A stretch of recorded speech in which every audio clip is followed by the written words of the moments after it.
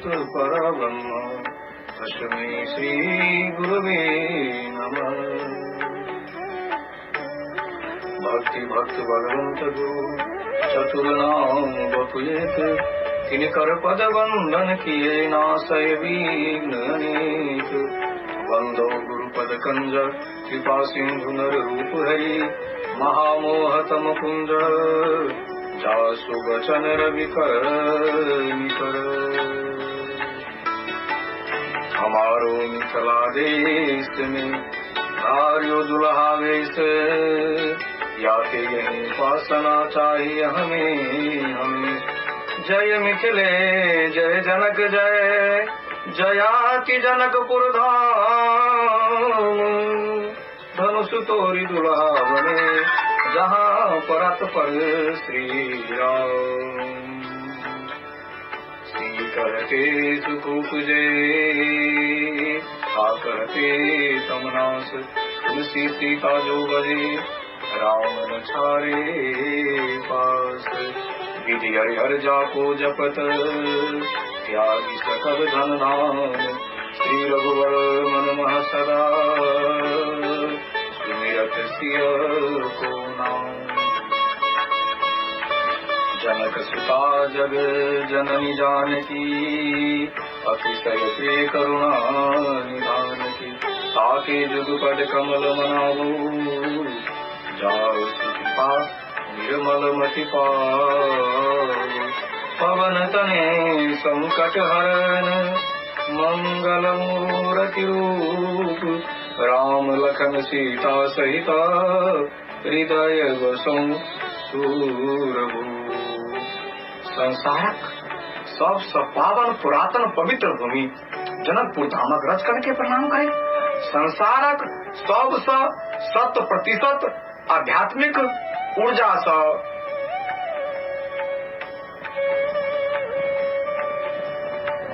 तरंगित भूमि मिथिला धामक रच करके प्रणाम करें। संसारक सबसे शांतिवर्धक राष्ट्र नेपाल राष्ट्रक राष्ट्रीयता प्रति हम अपन हरकत अनुभूत करैत राष्ट्रीय प्रसारण मिथिलांचल FM द्वारा नित्य ब्रह्म मुहूर्त में प्रस्तुत होइत आबि रहल अछि। विशुद्ध रूपेण हमरा लोकनि के सनातनी कार्यक्रम भक्ति मादे संचालक दास भोगेंद्र उपस्थित अछि। तें हमर उपस्थिति आ हमर प्रणाम स्वीकार कयल जाय। श्रद्धेय श्रोता महानुभाव, हमर उपस्थिति संग एक बेर नीक जगह परमात्मा के जय जयकारा लगा देल जाय।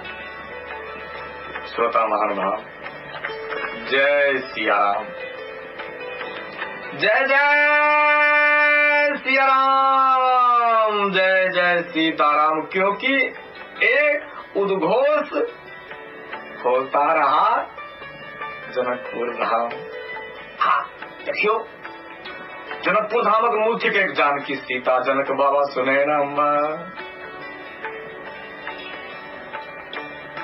जनकपुर धाम में जानकी नहीं तो भैया क्या। उपासना साधना अध्यात्म में जानकी जानकी सीता। राधे श्याम जी अपन राधे श्याम रामायण में वर्णन करे छथिन। ओम बाबू ये बोल दूं मैं, आपकी आदेश हो तो बोल दूं। ये चपाए चलो जय हो भैया। आप जैसे आदेश बाहर मिल जाए तो जनकपुर धाम तो भैया जनकपुर धाम हो जाएगा। विश्वास कर लें, लेकिन करेंगे कोई नहीं, ये हमको पता है। चलो, जिसने यह नाम पुकारा है, जिसने यह नाम पुकारा है, वह सचमुच है उनके प्यारों में। उनके प्यारों में, किनके प्यारे में? ओम बाबू आप तो आदेश दिए तो सुनोगा, खाली आदेश जरूर सुनते नहीं हो। आजकल ऐसे आदेश बाहर भी आदेश देने वाले भी हैं, तो पालन करने वाले भी क्या कम है। जिसने यह नाम पुकारा है, वह सचमुच है उनके प्यारों में। सचमुच प्यारों में है, झूठ के नहीं, सचमुच। जय हो राधे श्याम जी, जय हो। जिसने यह नाम पुकारा है, वह सचमुच है उनके प्यारों में। इसके बाद ओम बाबू समझने जैसी बात है। इतना रस इस पुकार में है, ओम जी सुनिए जी, इतना रस इस पुकार में है जो नहीं हजार पुकारों में। पुनः जिसने यह नाम पुकारा है वह सचमुच है उनके प्यारों में। इतना रस इस पुकार में है जो नहीं हजार पुकारों में। जिसने इस नाम का आश्रय किया भैया उसको समझना ये दीवाने हैं। आजकल वैलेंटाइन डे मनाते हैं, पूछिए मनाने वाले को, मनाने के बाद संबंध रहता है कि बिगड़ता है? बिगड़ती है भैया। सराहने वाले कोई पर्व दिवस है, वो है रामनवमी, सीतानवमी, महाशिवरात्रि, जन्माष्टमी, नवरात्रा आदि आदि महोत्सव है प्रेम वर्धक। बाद बाकी आप जानो, आपकी आप जाने। इतना रस इस पुकार में है जो नहीं हजार पुकारो। श्रोता महानुभाव, कृपा पीठ छिकै जनकपुर धाम आ हम कृपा के व्यक्ति छी। बेर बेर कहै छी जे हमर जन्म गरीब परिवार में भेल थिकै। किया गरीब? हमर जन्म के पश्चात हमर पिताजी हमरा सबके हमरा माँ आ एक हमर दीदी के छोड़ कर चल गेला। तेकर बाद समाज के चित्रण अहूँ जनै छी, हमहूँ बजै छी। एतेक नीक समाज अखनो समृद्ध नहीं भेलैया। हमरा नहीं बुझाए जे 1000 वर्ष धरि समृद्ध भ जेता। विचार रूपेण कहै छी, आर्थिक रूपेण नहीं कहै छी।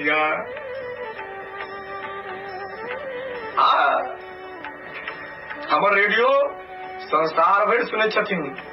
भारत भरि ऊंच ऊंच संत लोकनि, भगवंत लोकनि, हमर स्नेही लोकनि श्रवण करै छथिन। अपनो धरि हमर समाज के वैचारिक समृद्धता नहीं एलैन है। लाखों करोड़ों हम अपन जीवन के घटना पढ़ सकै छी, मुदा समय कम रहैया। हमरा लग वक्ता के अनंत लिस्ट थिकै। काल्हि खन श्रद्धे कौशलेंद्र वर्मा भैया से हमरा आदेश भेटल जे भैया 1 मास का गो सप्ताह नहीं मासिक करो। अब ई गो सप्ताह 1 मास धरि चलत। आखिर हमरा लोग गो चिंतन में छी। इतना रस इस पुकार में है। कौन पुकार? सीता नाम का पुकार, राम नाम का पुकार, कृष्ण नाम का पुकार, राधा नाम का पुकार। ए बात भी मैं कह दूं, आपका रस जितना बढ़ेगा उतना प्रेम नाम पे होगा। बदनाम पे नहीं कर रहा हूं, नाम। जितना जितना आपका रस वर्धन होगी उतना प्रेम आपको नाम में जगेगी। अब नाम का आश्रय हो गया तो संसार के सारे लोग आपके दर्शन करने के लिए ललायित रहेंगे, ललायित रहेंगे, ललायित रहेंगे। लेकिन करे भैया कौन?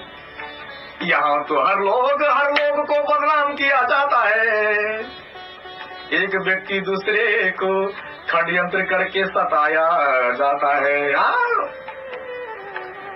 मैं विश्वास और भरोसे के साथ में एक विचार हिम्मत करके परोस रहा हूँ। आज हर एक व्यक्ति को अपमानित करने के लिए सक्रिय रहते हैं। यहाँ तक मैं कहूँ, एक पति पत्नी के अपमानित करने के लिए लगे रहते हैं। एक पत्नी कभी कभार पति देव के अपमानित करने के लिए सक्रिय रहती है। इतिहास साक्षी है, बहुत सारे घटनाएं साक्षी है। मेरे श्रद्धेय श्रोता महानुभाव, जब दाम्पत्य जीवन ही धराप में है भैया, और का चिंतन क्या किया जाए। क्यों भैया क्यों? जनकपुर धाम का लीला आपको व्यक्तिगत जीवन धराप में पालने के लिए है, क्योंकि हम लोग वैचारिक रूप में समृद्ध थे न है। भगवान कृपा होगा, भगवान की तब रह सकते हैं। मेरे पास अनंत अनंत उदाहरण है। हाँ, पहले आएंगे भगेंद्र, आपका तो पूरे वेद शास्त्र कंठस्थ है। भगेंद्र, आपका तो संसार में चिना जानी है। भैया, मैं नाम लेकर के भी मैं बोल सकता हूँ ये प्रसंग, लेकिन मीडिया की मर्यादा है। तो हम लोग जनक बाबा मर्यादा से ओतप्रोत जनक दरबार के सदस्य हूँ, भगेंद्र लाल कर्ण। भगेंद्र, आप तो दिन भर मोबाइल में व्यस्त रहते हो। भगेंद्र, आपका तो बड़ा चिन जान है। इसके बाद वो क्या करेंगे? हमको अपमान करेंगे। देखिए, और उनको पता है कि मेरा संसार भर चिन जान है, और ऐसे संसार भर प्रख्यात व्यक्ति को आप अपमानित करेंगे तो भैया बचेंगे? ये बात नहीं पता, क्योंकि वैचारिक रूप से बहुत कूप से भी गहिरा में उसने विचार को गिरा दिया है, घन चक्कर वाले। और ऐसे ऐसे एग्जाम्पल मेरे जीवन में लाखों हैं। 1000 कह दूं तो आप रोने लगेंगे। पहले आएंगे आप भगेंद्र, आप बहुत सहयोग करते हो, आप हर किसी को सहयोग करते हो। 1 महीना के बाद में भैया मेरा प्राण लेने के लिए सक्रिय रहते हैं। मैं नाम लेकर भी मैं बोल सकता हूँ, और ज्यादा घटनाएं मैं जनकपुर धाम का है भैया, ये भी मैं कह दूं। क्योंकि विचार से गिरते जा रहे हैं हम लोग। इतना मेरे से बोलने के लिए कहेंगे, आप तो मेरे से बोलते भी नहीं हो, आप तो अपने मग्न में रहते हो। और मेरा हाव भाव पूरा वो पता लगा लेता है, क्योंकि उसने समाज के बिगाड़ने के लिए, तोड़ने के लिए बहुत नेटवर्क से वो सक्रिय है। हाँ, मेरे पास प्रूफ है भैया, मैं बिना प्रूफ के कुछ नहीं बोलता हूँ। हाँ, और ऐसे में जनक पीठ के छाया में बैठा हूँ। हाँ, लेकिन भगेंद्र, तुमको तो पूरे कंठस्थ है, और मैं दिल खोल के कहता हूँ, मैं हृदय से आज तक एक भी चौपाई पुराण का मेरे से कंठस्थ नहीं है, एक भी वेद का चौपाई कंठस्थ नहीं है, एक भी मानस के चौपाई कंठस्थ नहीं है। आप बोल देंगे भैया तो बोलते हो कैसे? ये तो किशोरी मैया की कृपा रहा, ये जनकपुर धामवासी साधु संत का कृपा रहा, ये इस मिथिला भूमि की गरिमा रही जो मैं बोल देता हूँ। नहीं तो मैं एक भी चौपाई कभी कंठस्थ नहीं करता। मेरे पास उतना अक्ल भी नहीं है, सकल भगवान जाने। क्योंकि श्रद्धेय श्रोता महानुभाव, हम लोग भोगेंद्र लाल कर्ण विचार से गिरता जा रहा है। आज देखेंगे घर में पति पत्नी से प्रेम भरा वार्तालाप नहीं करेंगे। मैं तो भैया 1000 व्यक्ति से रोज मिलता हूँ, आपको आश्चर्य लग जाएगी। हाँ, आश्चर्य मत मानो भैया, इस कलयुग में कोई भी चीज का आश्चर्य मत मानो। 1000 व्यक्ति का मैं दर्शन करूं, मेरे से हृदय से 2 भी व्यक्ति बोल लेते हैं, ये भी भगवान बचाए बोलने वाले को। क्योंकि हम लोग कपटी हो गए हैं, पाखंडी हो गए हैं। हाँ, एक बार पुनः इस मंत्र को वाचन करते हुए मैं अब कौशलेंद्र वर्मा भैया के साथ जुड़ने की प्रयास कर रहा हूँ। जिसने यह नाम पुकारे है, जिसने यह नाम पुकारा है, वह सचमुच है उनके प्यारों में। इतना रस इस पुकार में है जो नहीं 1000 पुकारों में।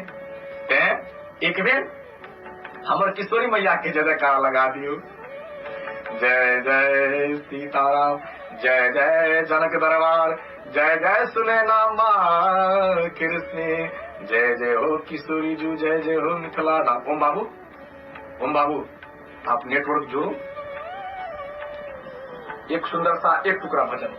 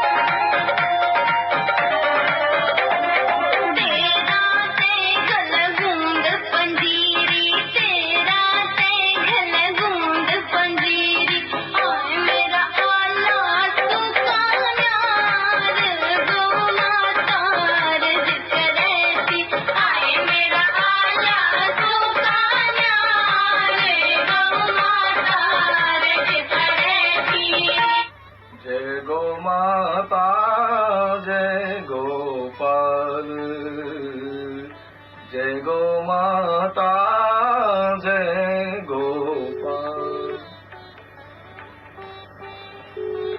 गो माता जय गोपाल। हमरा लोग के नखन गो चिंतन में जय गो माता भैया जी। जय गौ माता, जय कुशल मंगल हो भैया जी। कुशल मंगल। मैं जनकपुर धाम से आपका अभिनंदन करता हूँ और स्वागत करता हूँ जी। आपको भी प्रणाम करता हूँ। सबसे पहले आप अपने मुखार बिंदु से मेरे अनंत श्रोता महानुभाव के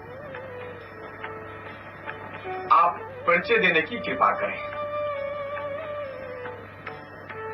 मैं गौ माता का छोटा सा एक सेवक कौशलेंद्र वर्मा, संस्थापक गौलोक परिवार ट्रस्ट, सभी आदरणीय श्रोतागण को एवं मिथिलांचल एफएम सूत्रधार योगेंद्र लाल कर्ण जी को सादर प्रणाम करता हूँ जी। भोगेंद्र लाल कर्ण मेरा नाम है, भोगेंद्र जी। भोगेंद्र लाल कर्ण जी। आपका भी स्वागत करता हूँ भैया। आप गोलोक परिवार के गठन करने की ये सोच आपकी कहाँ से मिली? आदरणीय, गोलोक परिवार का गठन तो बाद में हुआ। मैं एक छोटा सा सेवक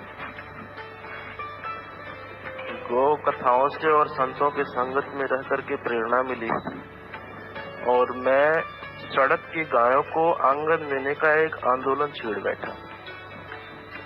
सुदूर ग्राम में जाकर के लोगों को जागृत करना और सड़क की गाय को आंगन देने का अपना जो है एक मिशन रहा।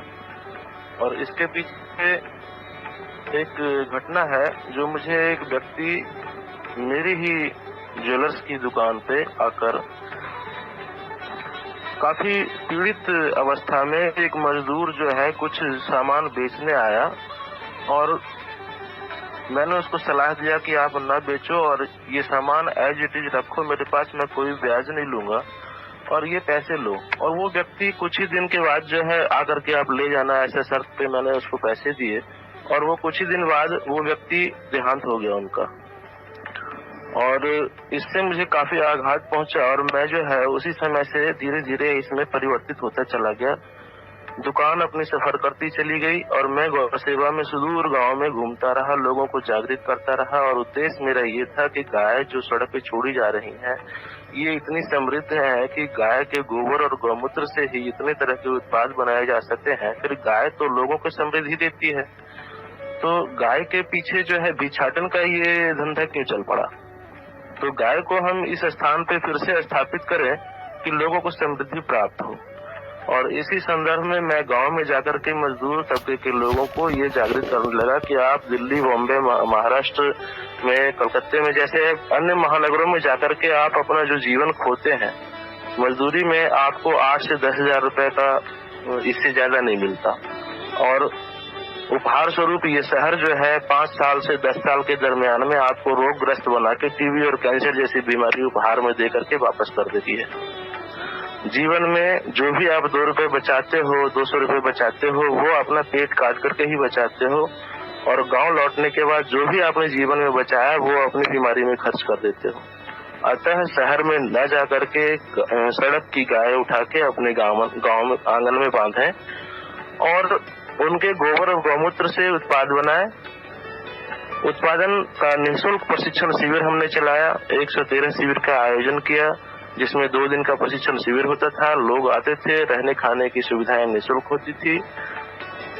ऐसी सुविधा चलाने के बाद जब लोगों को प्रशिक्षण दिया तो उत्पाद बनाने के बाद एक समस्या आई कि ये उत्पाद बिकता नहीं है, क्या करें? कई आंगन में बंधी गौ माता को फिर से दोबारा सड़क का रास्ता देखना पड़ा। तब लोगों को जोड़ करके हमने शहर में, दिल्ली के अंदर गोलोक परिवार का गठन किया और लोगों को इनसे जोड़ा। और जोड़ने का उद्देश्य ये था कि गौ उत्पाद जो हमारे बन रहे हैं इसका उपभोक्ता चाहिए, एक बाजार चाहिए। तो एक बाजार उत्पन्न करने के उद्देश्य से हमने गोलोक परिवार का गठन किया। जी भैया, तो गोलोक परिवार के द्वारा क्या क्या सेवाएं सब होती आ रही है? जैसा कि मैंने बताया आपको, गोलोक परिवार में सबसे पहला उद्देश्य रहा सड़क की गायों को आंगन देने का, लोगों को जागरूक करने का। गौ माता हमें किस प्रकार से समृद्धि देती है, कैसे वो पूजनीय है, इन बातों से अवगत कराना। जब गोभी उत्पाद बनने लग गए तो उनको बाजार नहीं मिल रहा था, तो उसको बाजार देने का कार्य किया। इसी तरह का अपना सेवा रहा है। भैया, आप तो ये भी जानते हैं कि आपका एक पुण्य भूमि भारत कृष्ण भगवान की भूमि है, गोपालों की भूमि है। और स्वयं कृष्ण भगवान वो अपने हाथों से गौ माता की सेवा करते थे। जी, आज इसी भूमि से गौ माता रोड पे पड़ रही है। ये चित्रण आपको अच्छा लगता है? बिल्कुल नहीं। ये चित्रण बिल्कुल जो है भारत की गरिमा को धूमिल करने वाली है। और आप शायद इस बात से अवगत होंगे कि इस भारत भूमि पे सैकड़ों नहीं हजारों की संख्या में बूचड़खाने चलते हैं। सूर्योदय होने से पहले लाखों गौ माता को काट दिया जाता है। इस धरा पर जहाँ राम कृष्ण जैसे भगवान का अवतरण हुआ है, इस धरा पर गौ माता का ये दुर्गति देखकर हृदय विदारक परिस्थिति उत्पन्न हो चुकी है। और आज भारत में आने वाली कोई भी सरकार इस गौ हत्या पर कोई विचार नहीं कर रही। ये कटु सत्य है। तो भैया एक बात आप बताइए, भारत की जनता प्रधानमंत्री को बनाते हैं, राष्ट्रपति को बनाते हैं, मंत्री महोदय को बनाते हैं, केवल स्वयं बनाए आते हैं? ये जनता बनाती है। तब जनता के हृदय में गौ माता के प्रति भाव है कि भावना है कि नहीं, ये हमको बताइए। जनता के प्रति भावना है, पर उन भावनाओं का जब खिलवाड़ हो जाता है तो जनता इसमें कहाँ तक योगदान कर सकती है। अभी मैं एक छोटा सा वाक्य आपको बताना चाहूंगा। उत्तर प्रदेश में चुनाव के पूर्व जो है योगी जी महाराज जी ने एक उद्घोष किया था कि शपथ ग्रहण से पहले गौ हत्या बंद होगी। यह आदेश पारित करने के बाद ही मैं शपथ ग्रहण करूंगा। और इसी मुद्दे पर उत्तर प्रदेश की चुनाव जीती गई। चुनाव जीतते ही शपथ ग्रहण से पहले उन्होंने इस बात का घोषणा तो कर दिया, पर घोषणा में एक शब्द जुड़ गया, अनऑथराइज बूचड़खानों को बंद किया जाएगा। तो जानने वाली बात यह है कि राम की धरा पर अधिकृत बूचड़खाने किस आधार पर? क्या बूचड़खाने भी लीगल और अनलीगल होते हैं? योगी जी की सरकार एक जो हुई है कानून प्रावधान, जी। तो भैया तो इन बातों से ये योगी जी रहते कहाँ हैं? उत्तर प्रदेश राम की धरा पर। अच्छा, तो मैं आने वाला हूँ, मैं उनसे पूछूंगा कि वो मुख्यमंत्री कम वो साधु ज्यादा है। वो मुख्यमंत्री 5% रहेंगे, 7%, लेकिन वो तो साधु है, और साधु को ऐसा नहीं करना चाहिए। खुद गौ सेवक हैं और होते हुए जब मुझे ऐसा प्रतीत होता है कि सरकार भी बाध्य है इन चीजों के लिए कि वो किसी भी प्रकार से रोक नहीं पा रही है। कोई अंतर्राष्ट्रीय शक्तियां इनको जो है कुछ प्रवृत्ति क्या होता है ना, जैसे मुझे रेडियो में कार्यक्रम चलाना है तो मैं डायरेक्ट ना आके इनडायरेक्ट कहीं न कहीं से आ भी सकता हूँ, लेकिन जिनको धार्मिक कार्यक्रम चलाना है वो डायरेक्ट रास्ता न अवलंबन करके इनडायरेक्ट रास्ता अपनाने का मतलब है कि मेरे चिंतन में, मेरे नीति और नियम में कहीं न कहीं खोट है, कहीं न कहीं खोट है भैया। तो यही चीज प्रतीत कर रहा है कि जैसे अंतर्राष्ट्रीय शक्तियां तो इसके पीछे नहीं है, आखिर सरकारें हमारी क्यों बाध्य है इन चीजों को न रोकने के लिए? जी। और हम लोग कहते हैं कि विश्व भारत गुरु बनाया जाएगा, गौ हत्या तो बंद नहीं करते, विश्व भारत गुरु कैसे? गौ संवर्धन से ही ये भारत जो है विश्व गुरु बनेगी, ये तय है। जैसे कि एक छोटा सा वाक्य मैं और आपको याद दिलाना चाहूंगा। 2018 में 18 फरवरी को गोपाल मणि जी महाराज जी ने, गुरुदेव ने एक आंदोलन का आगाज किया था जी। इस दौरान गुरुदेव ने एक सवाल किया था कि बेटा हम आंदोलन तो कर रहे हैं, सरकार पे अपनी दबाव बनाने की कोशिश कर रहे हैं, पर ये बताओ क्या हमारा संविधान इसके लिए कोई निर्देश देती है? अगर संविधान में गौ हत्या को रोकने का कोई निर्देश है तो हमारे आंदोलन को बल मिलेगा। तो हमने एक तथ्य उससे निकाला था जो मैं आपको बताना चाह रहा हूँ। महात्मा गांधी जी ने आजादी से पहले यह स्पष्ट कहा था कि जिन आंदोलन को जो है, जिन मुद्दों को लेकर आंदोलन किया गया, उन मुद्दों को आजादी के बाद प्राथमिकता दी जाए। तो आपको ज्ञात होगा सबसे पहले भारत में आंदोलन का आगाज हुआ था मेरठ से आदरणीय मंगल पांडे जी के द्वारा, कि जब उनको पता चला कि गोली के कॉर्क के पीछे गौचर्बी लगी हुई है जिसे हम मुंह से निकालते हैं, तो उनको ऐसा प्रतीत हुआ मेरे धर्म से खिलवाड़ है, और उन्होंने जो है विद्रोह का आगाज किया था। ये प्रथम जो है विद्रोह की बिगुल बजाई गई थी। तो इस आधार पर आजादी के बाद इस मुद्दे को, गौ हत्या को प्राथमिकता देनी चाहिए थी, ये महात्मा गांधी जी के कथन के अनुकूल। दूसरा मैं आपको याद कराना चाहूंगा, संविधान हमारा क्या निर्देश देती है। संविधान में एक अंश आता है स्पष्ट कि हम ऐसा कोई भी कृत्य नहीं कर सकते जिससे किसी भी व्यक्ति या समुदाय को आघात पहुंचती हो जी। तो उस आधार पे ही, इसी सेंटेंस के आधार पर हम किसी भी हिंदू को कुरान का एक पन्ना जो जीर्ण अवस्था में हो, फटे हाल में हो, उसको भी हम अपमान नहीं कर सकते। और इसी के आधार पर आपने सुना होगा भारत में कई जगह आगजनी और कई जगह जो है मतलब काफी आतंक मचाया जाता है। सपोज मान लें कोई भी कुरान का पन्ना अगर पहुंच के आता है किसी परचून वाले दुकान के पास, तो वो व्यक्ति नहीं जानता कि इसमें अरबी भाषा में क्या लिखा है। वो कुरान कहीं न कहीं फटे हाल में एक समुदाय के घर से ही कोई बालक अज्ञानतावश या लोभवश 2 रुपए का फटा हुआ कुरान बेच के कबाड़ी वाले के पास चला जाता है, वो कबाड़ी वाला लिफाफा बना करके दुकान के पास पहुंचाता है और दुकान वाला उसमें दाल, मूंगफली, चीनी कुछ भी तौल के दे देता है और वो किसी उस समुदाय के हाथ में पहुंचता है तो वो कहता है हमारे कुरान का तुम अपमान कर रहे हो, और वो दुकान ही नहीं पूरा बाजार आगजनी का शिकार होता है। अबलाओं को की इज्जत को भी तार तार किया जाता है इसके आड़ में। तो इतना बड़ा ये आतंक होता है सिर्फ इस लाइन की वजह से कि हम किसी भी व्यक्ति को हार्दिक आघात नहीं पहुंचा सकते, किसी समुदाय को हार्दिक आघात नहीं पहुंचा सकते।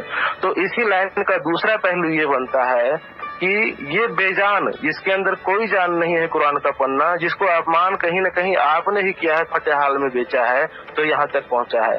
दूसरी ओर जान है जिसके अंदर जिंदगी है, जिसको हमने पशु की नहीं प्राणी की संज्ञा दिया है। गौ माता पूजनीय है, सनातन धर्म की धुरी है, समृद्धि की दात्री है, इसका दूध हिंदू खाते हैं तो दूसरा वर्ग भी खाता है। फिर उनके पंचगव्यों से संपूर्ण जो है शरीर का पोषण ही नहीं बल्कि तीनों लोक का जो है कल्याण होता है। धरती के नीचे जल का, ऊपर वायुमंडल का, तीनों लोक का कल्याण गौ माता के द्वारा होता है। तो फिर इस दूसरे पहलू पे सरकार संविधान के तहत ही क्यों नहीं ध्यान देती है कि इस गौहत्या से भी तो एक वर्ग को आघात पहुंच रहा है। इस आघात को मतलब कोई नजरअंदाज क्यों करते हैं? कोई भी सरकारें आती है नजरअंदाज करके निकल जाती है। क्या इस दूसरे वर्ग के वोट से सरकार नहीं बनती? भैया राजनीति धर्म के छाया में हो तो राजनीति का गरिमा बढ़ सकता था, लेकिन आज धर्म को राजनीति में घसीटा जा रहा है। आज इसी के कारण है कि गौ माता के गरिमा पर हंसी मजाक किया जा रहा है, गंगा मैया के कृपा महिमा पे हंसी मजाक किया जा रहा है, गायत्री मैया की महिमा को महिमा मंडित नहीं महिमा खंडित किया जा रहा है। भैया आप लोग जागते रहे, हम लोग ऐतिहासिक आंदोलन करेंगे। देखते हैं जिसका मजाल है जो रोक सकते हैं हमारे धर्म संस्कृति को। मैं भी देखूं, हमको आने दीजिए दिल्ली, हमको आप दिल्ली आने दीजिए। पूज्य गोपाल जी महाराज के मैंने तो कल ही घोषणा कर दिया हूँ आपके प्रधानमंत्री को कि अविलंब घोषणा करे गौ माता के, राष्ट्रीय माता के। अब उनके कान में गया नहीं गया भगवान जाने, कहीं गया होगा और वो नजरअंदाज करेंगे तो वो प्रधानमंत्री के लिए वो उतना अच्छा सूचक नहीं होगा। भैया मैं सार्वजनिक कार्यक्रम के माध्यम से विश्व भर को मैं अपील करना चाहता हूँ, कृपया धर्म को राजनीति से मत तोला जाए। धर्म तो धर्म है भैया, धर्म तो धर्म है। तो भैया अब ये कहा जाए कि गौ माता को हम लोग माता के दर्जा दिए हैं और गौ माता से हमारे आर्थिक समृद्धि कैसी हो सकती है, थोड़ा इस पर भी विचार किया जाए। मैं आपको एक ऐसा अंश बता रहा हूँ जिससे ये प्रतीत होगा कि हमारे पूर्व वैदिक कालीन से लेकर के अब तक गौ माता की जो है उपलब्धियां किस प्रकार रही है और इससे जो है गौ माता की गरिमा का सोंधी सोंधी बखान भी आपको महसूस होगा। गायत्री माता जो इस सृष्टि की उत्पत्ति करता है, गायत्री कोई और नहीं, गाय में त्रिशक्तियों का निवास ही ये सिद्ध करता है कि गायत्री स्वयं है और गायत्री माता का स्वरूप गाय में ही देखा गया है, गाय के ही का ही चित्रण किया गया है। तो गायत्री कोई और नहीं, स्वयं गौ माता है। विरासत में मिले संस्कार एवं परिस्थितियों की देन है कि मुझे सत्यार्थ प्रकाश, चरक संहिता, वांगभट, आयुर्वेद, अथर्ववेद, मीमांसा दर्शन जैसे अनेक धार्मिक ग्रंथों का अध्ययन करने का मौका मिला। इन ग्रंथों के गर्भ में जाकर कुछ ऐसा प्रतीत होता है कि आज हम विज्ञान का दंभ भरते हैं, पर मेरे समझ से विज्ञान ने एक हाथ से बहुत कुछ पाया है तो दूसरे हाथ से समाज ने बहुत कुछ खो दिया है। बहुत कुछ ऐसी विद्याएं और कलात्मकता जो हमारे समाज के रग रग में रचा बसा था, हमने खो दिया है। इसका जीता जागता उदाहरण आज समाज के हर घर में एक से ज़्यादा रोगग्रस्त व्यक्ति मौजूद है। बड़े बड़े अस्पताल, चिकित्सा के संसाधन, दवाई और मेडिकल सुविधा के नाम पर विश्व बाजार है, फिर भी हॉस्पिटल की लाइनें लंबी होती जा रही है। यह है विज्ञान। कुछ समय पहले हम अधिकांश बीमारियों का समाधान घर परिवार और दादी माँ की पोटली से गांव के चौपाल तक समाधान निकाल लेते थे, पर इस पद्धति को लोग अज्ञान कहते हैं। पर हकीकत अजोड़ ज्ञान अर्थात अवर्ग का ज्ञान है। इसी प्रकार विज्ञान अर्थात व जोड़ ज्ञान व वर्ग का ज्ञान है। कहना गलत नहीं होगा कि पुत्र पिता के तजुर्बे को दकियानूसी का नाम देकर कुछ नया करना चाहता है तो ठोकर खाकर फिर पिता के पास शरण लेने आता है। ऐसा ही कुछ विज्ञान के साथ हो रहा है। अच्छा होता पुराने रिसर्चर जो हमारे ऋषि थे उनके ज्ञान का संग लेकर आगे चलते तो विज्ञान आज कहीं बुलंदियों पर होता। जैसा कि महाभारत काल से पता चलता है कि पांडव दल में महाराज युधिष्ठिर के अनुज भ्राता सहदेव एक अच्छे गौमूत्र चिकित्सक थे, जो असाध्य रोगों का उपचार गौमूत्र के माध्यम से करते थे। यही नहीं, महाराज रघु को अपने पूर्वजों की अस्थि अवशेष का ज्ञान नहीं था, ढूंढकर थक गए थे। तब देवर्षि मुनि वशिष्ठ के पास पहुँचे, अपनी व्यथा सुनाई तो मुनि श्रेष्ठ ने अपनी नंदिनी गौ माता का मूत्र महाराज रघु के आंखों में आंजने को दिया। फिर उनको सब साफ साफ दिखाई देने लगा कि उनके पूर्वजों का अंग अवशेष गंगा सागर में पड़ा है, जो किसी ऋषि मुनि के श्राप से मृत्यु को प्राप्त हुए थे। फिर उनकी चौथी पीढ़ी में भागीरथ प्रकट हुए, जिनकी साधना से गंगा धरती पर गौमुख से अवतरित हो गंगा सागर तक आई। इस प्रकार रघुवंश का उद्धार हुआ। संभवतः महाभारत काल में श्री कृष्ण ने महाराज धृतराष्ट्र को कुरुक्षेत्र का हाल बताते रहने को राजमहल में बैठे कुरुक्षेत्र का हाल बखूबी देखने का आशीर्वाद संजय जी को दिया था, जो एक गौपालक होने के नाते आशीर्वाद स्वरूप गौमूत्र ही था। अब मैं आपको समुद्र मंथन के समय की बात बताता हूँ। समुद्र मंथन के समय देव और दानव अपनी ताकत के साथ बासुकी रूपी रस्सी को खींच रहे थे। एक एक कर सारी उपलब्धियां प्रकट हो रही थी। 13वें नंबर पर गौ माता प्रकट हुई, जिस स्वरूप को देखकर देवता और दानव दोनों ही भयभीत होने लगे। कुछ यह अनजानी वाला है, न जाने किसे खा जाएगी, इस भय के मारे कोई अपना अधिकार न जताया। फिर ऋषियों ने कहा, इसे अगर तुम समझ सको तो सृष्टि में पूजनीय हो जाओगे। अतः उस समय के श्रेष्ठ ऋषि यानी रिसर्चर ऋषि जमदग्नि, याज्ञवल्क्य, भारद्वाज, ऋषि वशिष्ठ, गौतम ने नंदा, सुभद्रा, बहुला, सुशीला और सुरभि नामक गाय को अपनी प्रयोगशाला अर्थात आश्रम में स्थान दिया। इससे यह सिद्ध होता है कि जैसे एलोपैथ आज के दौर में चिकित्सा का प्रचलित माध्यम है, वैसे ही गौमूत्र चिकित्सा हमारे समाज में प्रचलित उपचार का अभिन्न अंग था। कुछ कुरीतियां, दुर्बुद्धियां और भ्रांतियां हमारे समाज को पतन का गर्त में ले जा रही है। कहना गलत नहीं होगा, मैं कुछ तथ्य अपने प्राचीन प्रथा का देना चाहूँगा, जिसे यथासंभव आपने सुना होगा। हमारे पड़ोस में कोई मर जाते थे तो सब यात्रा दौरान आगे आगे एक व्यक्ति गाय के गोबर के कंडे जलाता हुआ हांडी लेकर चलता था। उसका तात्पर्य है, मरने वाला व्यक्ति मौत शायद किसी जीवाणु या विषाणु जनित रोग से हुई हो, जो शव यात्रा के दौरान आसपास के लोगों को प्रभावित कर सकती है। इससे बचने के लिए सरल साधन है, गाय के गोबर में परमाणु विकिरण क्षमता पाई जाती है। अतः जलते हुए कंडे को धुएं से पीछे चल रहे लोगों की सुरक्षा होगी।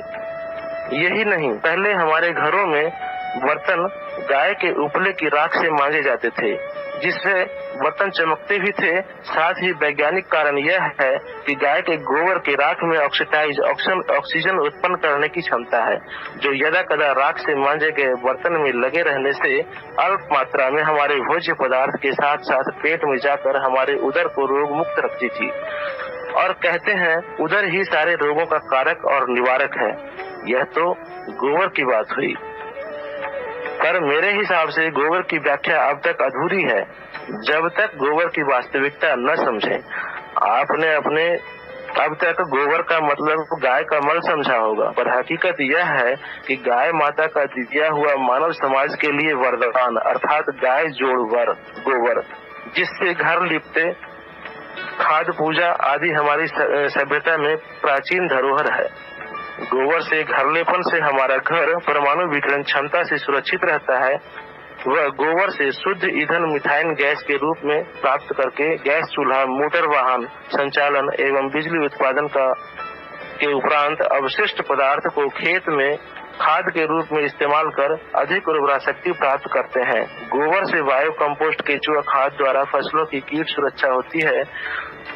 गौ आधारित कीटनाशक बनाया जाता है, जिससे खेतों में उर्वरा शक्ति के साथ साथ खेतों में नमी अधिक समय तक बरकरार रहती है, जिससे किसान का कम पानी खर्च कर पैसा और पानी का बचत कर सकता है। साथ ही धरती का पानी स्तर बना रहता है। पूजा हवन में गोबर से बने कंडे को एवं गोबर जलाने का तात्पर्य है कि हमारा वायुमंडल एवं आकाश मंडल अर्थात तीनों लोक का वातावरण स्वच्छ हो। अब नासा जैसे वैज्ञानिक संस्थान ने मुहर लगा दिया है, 1 चम्मच गौघृत दहन करने से वायुमंडल में 1 घन किलो ऑक्सीजन का निर्माण होता है। गौघृत और कंडे जलने से प्रोपिलीन ऑक्साइड गैस बरसात लाने में सहायक होती है। एथिलीन ऑक्साइड गैस संक्रमण रोगों एवं जीवन रक्षक दवाओं के रूप में प्रयोग होता है। इससे पर्यावरण सुरक्षित, शुद्ध, पवित्र, आरोग्यप्रद बनता है। यही नहीं, गाय एकमात्र प्राणी है जो पर्यावरण की इतना हितैषी है, जो सांस में भी 15% ऑक्सीजन का उपयोग करती है, बाकी ऑक्सीजन को अति ऊर्जावान बनाकर मानव हित में वापस छोड़ देती है। इस धरा पर सिर्फ तुलसी माता और गौ माता हमारे पूजनीय इसलिए हैं कि ऑक्सीजन मानव हित में, तुलसी माता और गौ माता 24 घंटे मानव हित में ऑक्सीजन प्रदान करती हैं। गाय का सीधा संपर्क सौर मंडल से है। गाय के पृष्ठपिंड पर सूर्य केतु नाड़ी विद्यमान है, जो सूर्य से सीधा संपर्क में रहकर स्वर्ण क्षार द्रव्य को दूध में स्रावित करती है, जो मानव सभ्यता के लिए वरदान से कम नहीं। साथ ही वास्तु के नजरिए से बताया गया है, गौ का जहाँ निवास है वहाँ सारे वास्तु दोष एवं प्रेत बाधाएं दूर हो जाती है।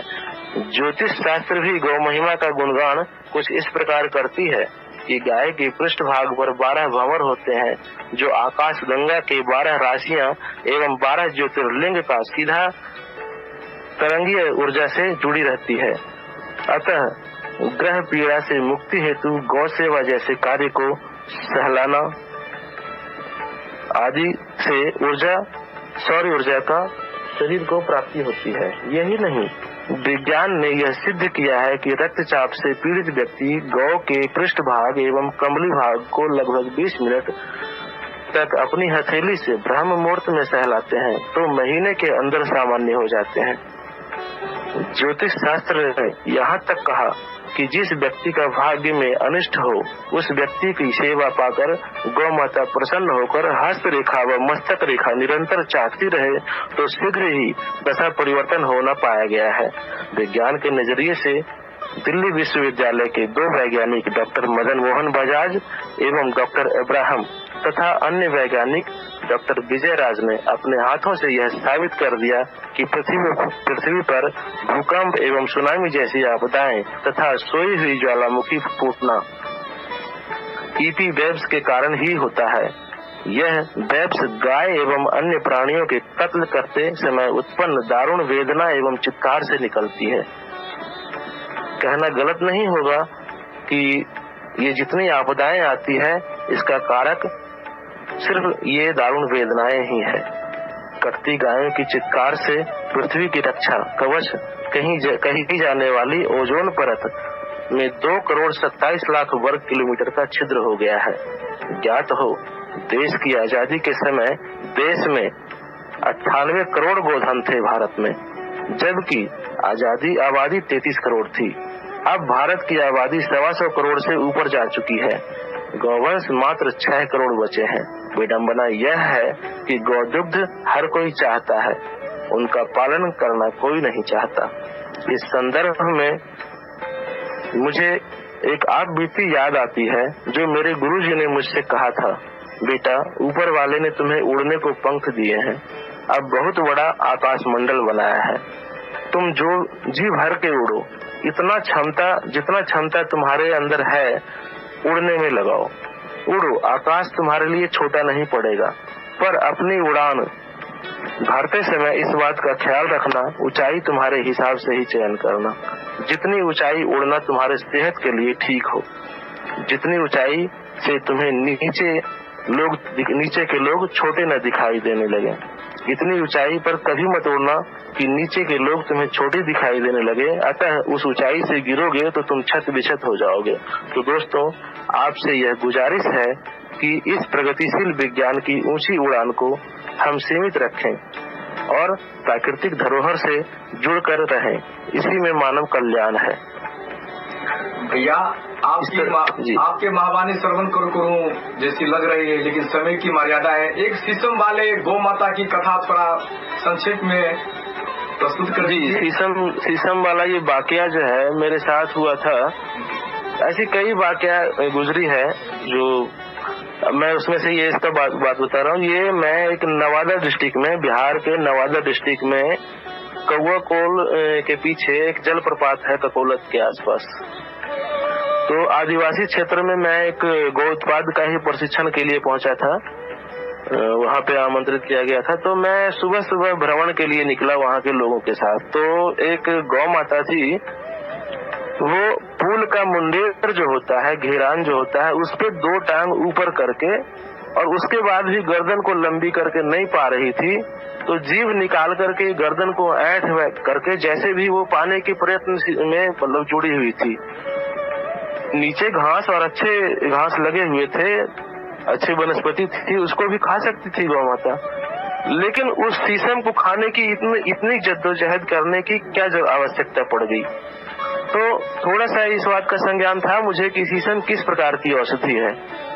तो साथ चल रहे ग्रामीण लोगों से मैंने पूछा कि भैया ये बताओ, ये गौ माता किसकी है, आपके गांव की है, किसकी है, आप जानते हो?